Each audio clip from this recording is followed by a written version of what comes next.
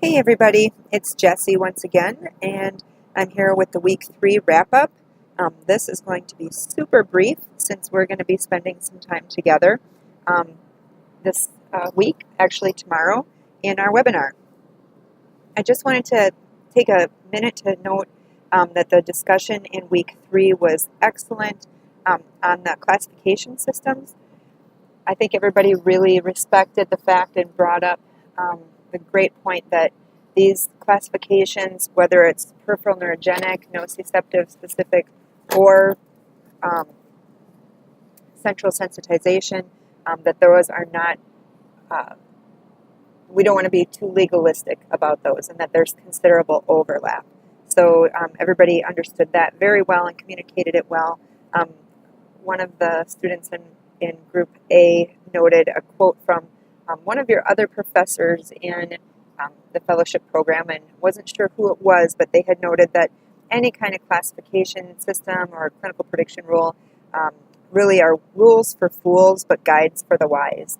And I think if we can remember that these classifications are just a nice place to start in our clinical decision making and our critical thinking, that's all they are, is a starting point, but they can give us a framework. So I appreciate the discussion there.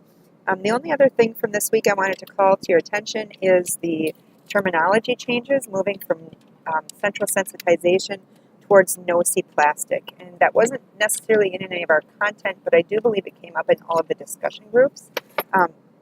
With this, as I'm posting this, I'm also going to attach a link to a conversation by one of the original researchers who proposed the name change and who's advocated for it. And thanks to JJ Ferguson from Group A for bringing this to my attention, this conversation.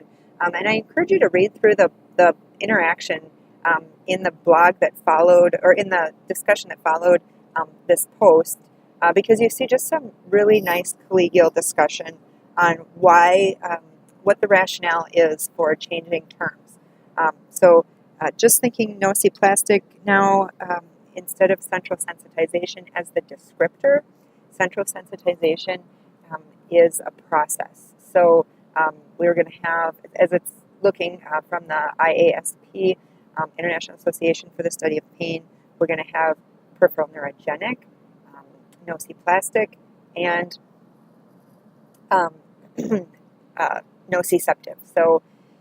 So that's our week 3 wrap-up. Go ahead and look at that link, follow it, and I look forward to speaking with you guys tomorrow night as we go through our little case and answer any questions that you have.